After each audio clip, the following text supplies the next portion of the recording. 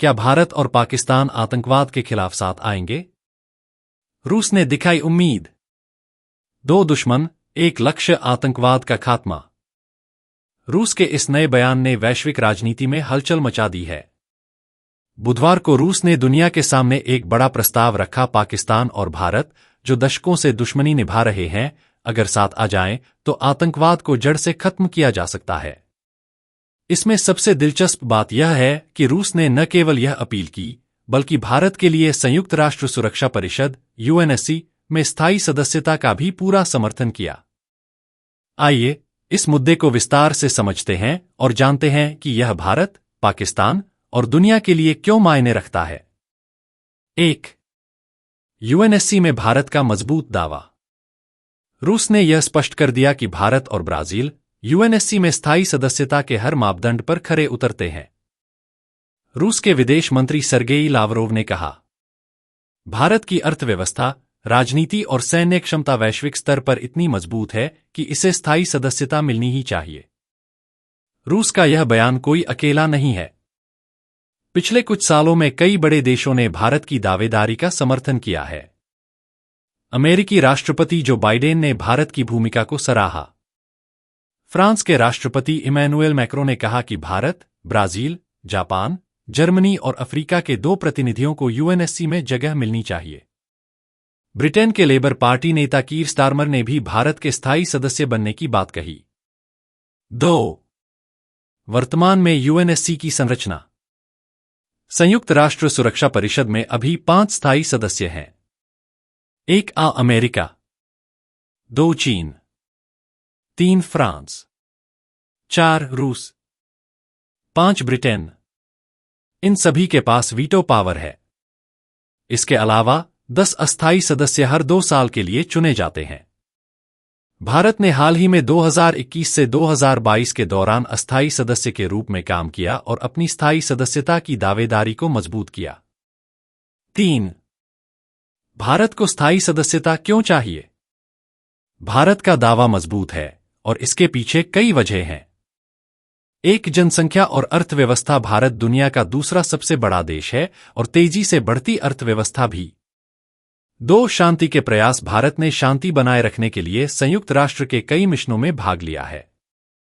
3. भौगोलिक स्थिति। एशिया में भारत का रणनीतिक महत्व इसे वैश्विक राजनीति में अहम भूमिका देता है। 4. वैश्विक समर्थन। भारत को अमेरिका, रूस, फ्रांस और कई अन्य देशों का समर्थन प्राप्त है। 4. आतंकवाद के खिलाफ भारत पाकिस्तान का साथ। रूस का सबसे चौंकाने वाला बयान पाकिस्तान को लेकर था।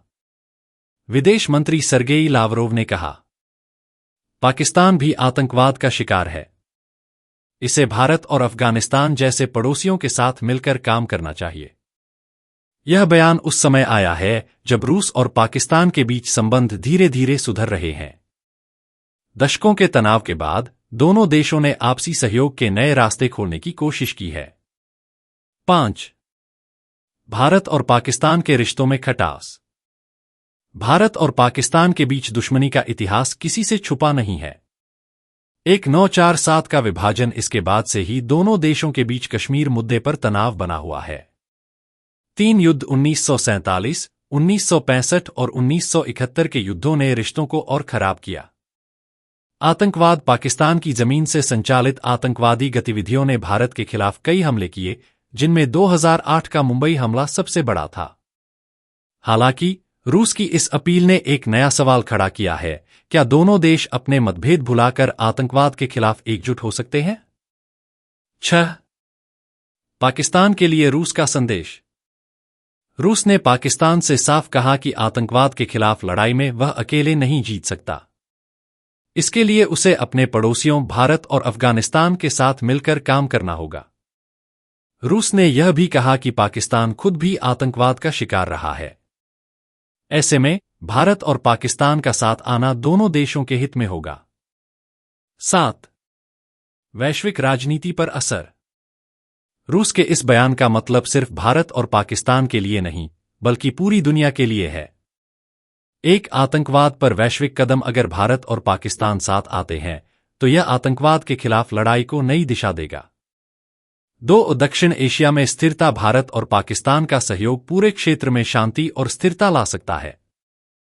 3 यूएनएससी में भारत की सदस्यता। रूस का समर्थन भारत की दावेदारी को और मजबूत करेगा। 8 क्या यह मुमकिन है? हालांकि यह विचार सुनने में जितना अच्छा लगता है, हकीकत में इसे लागू करना उतना ही मुश्किल है। एक आपसी विश्वास की कमी। भारत और पाकिस्तान के बीच दशकों से आपसी अविश्वास है। 2 सीमा विवाद। कश्मीर मुद्दा अब भी दोनों देशों के बीच सबसे बड़ा विवाद है। 3 आतंकवाद का समर्थन। भारत का मानना है कि पाकिस्तान अपनी जमीन पर आतंकवाद को बढ़ावा देता है। 9 भारत के लिए यूएनएससी में स्थायी सदस्यता का महत्व। अगर भारत यूएनएससी का स्थायी सदस्य बनता है तो इसके कई फायदे होंगे। 1 वैश्विक निर्णयों में भूमिका। भारत को अंतर्राष्ट्रीय स्तर पर फैसलों में हिस्सा लेने का मौका मिलेगा। 2 वीटो पावर। भारत को वीटो पावर मिलेगी जो वैश्विक राजनीति में उसकी ताकत को और बढ़ाएगी। 3 दक्षिण एशिया में नेतृत्व। भारत दक्षिण एशिया में एक मजबूत नेता के रूप में उभरेगा। 10 क्या हो सकता है आगे का रास्ता? रूस के इस बयान के बाद अब गेंद भारत और पाकिस्तान के पाले में है। 1 संवाद की जरूरत। दोनों देशों को आतंकवाद के खिलाफ एकजुट होने के लिए बातचीत शुरू करनी होगी। 2 वैश्विक समर्थन। अमेरिका, फ्रांस और रूस जैसे देशों को इस पहल का समर्थन करना होगा। 3 यूएनएससी सुधार। भारत को यूएनएससी में स्थायी सदस्यता दिलाने के लिए वैश्विक स्तर पर प्रयास तेज करने होंगे। निष्कर्ष।